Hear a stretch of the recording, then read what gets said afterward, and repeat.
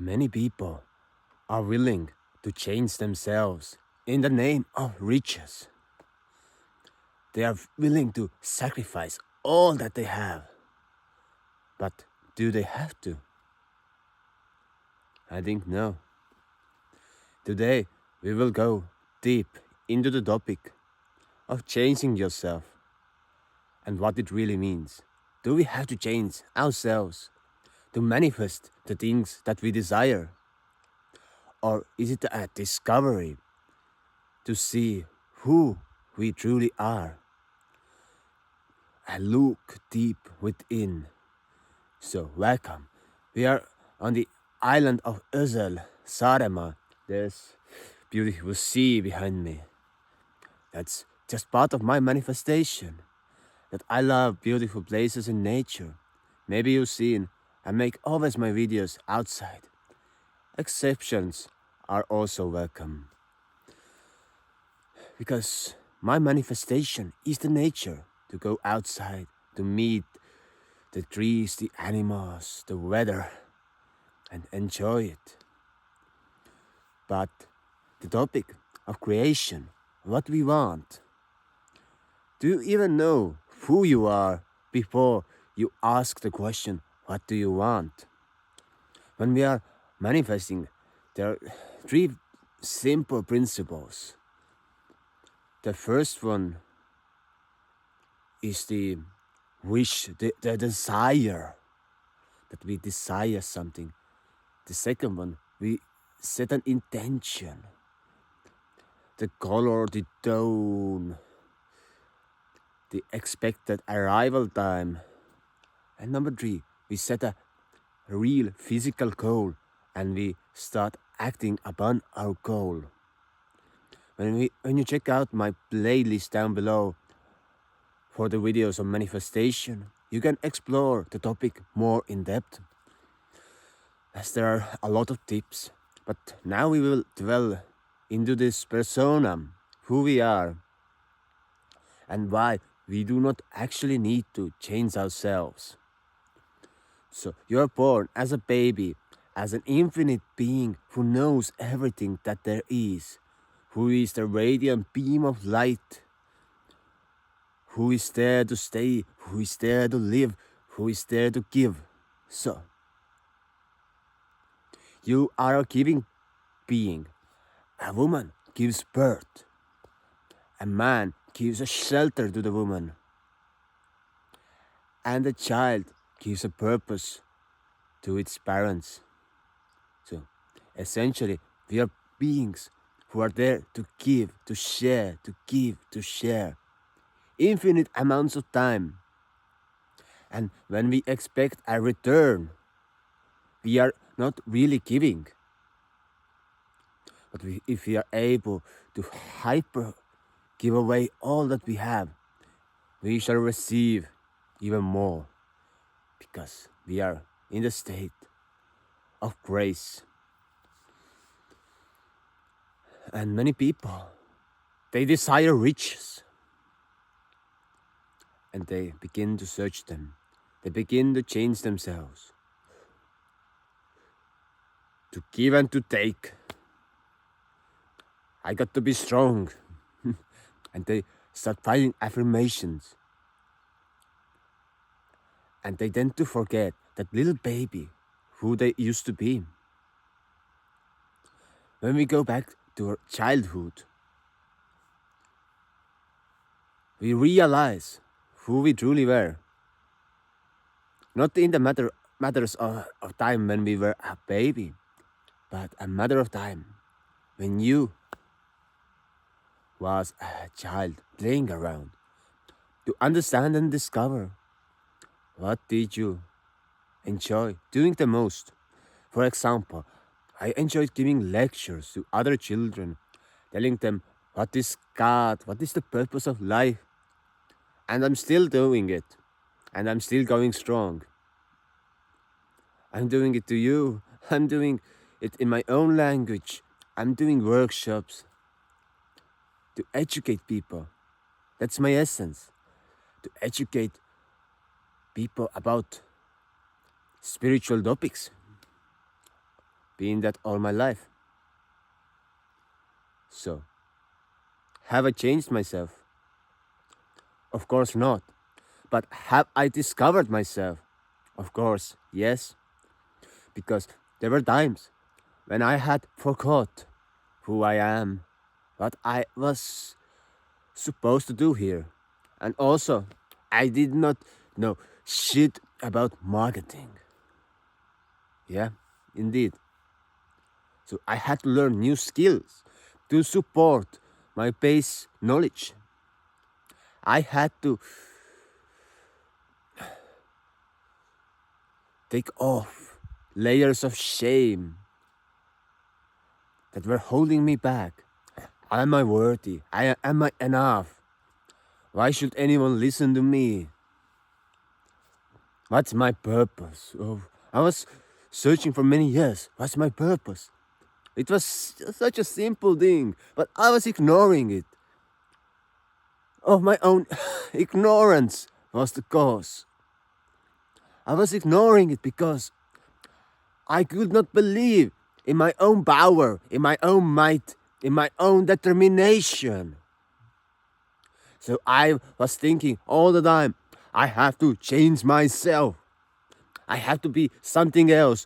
I have to learn a profession. I have to do some nasty shit grinding that I don't like. But indeed, I'm still doing grinding. But I'm doing the grinding in an area, on a topic that I really love, that is mine. So it's not a grinding anymore. It's giving me energy. It's giving me strength. And it convinces me that I'm on the right path. Yes, for most people, there are expectations. The curve of growth is slow as it's going and slowly increasing until it finds the exponential leap into the unknown, into the sky, you know. But when you are searching for yourself, trying to understand who you are, then let's take down 3 principles. How we can understand who we are and what we are about. So, the first principle was childhood. To understand what you were up to when you were a child. The second principle is to understand your teenage years. What kind of hobbies and passions you developed during that time. I don't know, looking at beautiful cars, staring at cars passing by. No, I developed a sense of passion for music. I found guitar and started writing songs and telling my stories in another way, which is also complementing my pursuit of speaking, the storytelling through the songs, and using the voice, mastering the aspects of public speaking and public performing. So it's my compilatory hobby. And the third thing, the vital aspect of knowing what you are about, is to understand what kind of passions and hobbies and work you are doing on this very moment, and how you can incorporate it all to your now omnipresence. Like I was working in our family business for many years, and we were selling sewage systems, pipes, and our company was called Multipipe. So there, I was thinking like, oh, this topic does not contribute at all to my personal growth. But later I discovered that it did, because my job was to communicate with our partners to purchase and acquire their products to our warehouse. my job was communication, to meet the partners, to tell stories to them about our company, and to listen to their stories. So it was all about storytelling. And I learned a lot about commerce and finances.